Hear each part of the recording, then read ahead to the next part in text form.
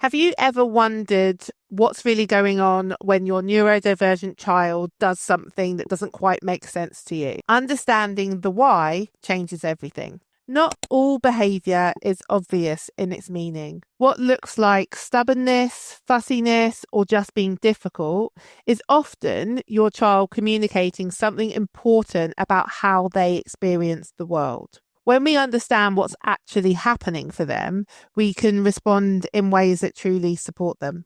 Choosing solitary play over group activities. For many neurodivergent children, group play is overwhelming. There's too many social rules to break, too much unpredictability, too much sensory input. Solitary play gives them a sense of control, reduces anxiety, and lets them engage deeply with something they enjoy. It's about regulation and being able to manage their environment. Reading the same book and watching the same video over and over. Repetition brings comfort and predictability and deep engagement. My son will literally play the same song over and over again on YouTube, sometimes the first 5 seconds of it over and over. Neurodivergent children often find joy in noticing small details that might have gone ignored. They do this in the security of knowing what comes next and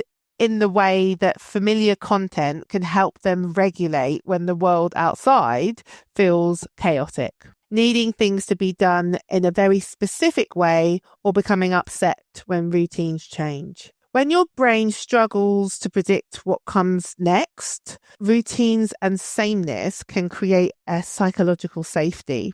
That need for predictability is actually a way of managing uncertainty and feeling secure in yourself. Becoming overwhelmed after school, even when nothing happened that day. Your child might seem fine at school and then fall apart at home. They've held it together all day in an environment that demands constant adaptation, and home is where they feel safe enough to release all that tension. The meltdown can be a sign that they trust you and that they've been working incredibly hard to cope all day.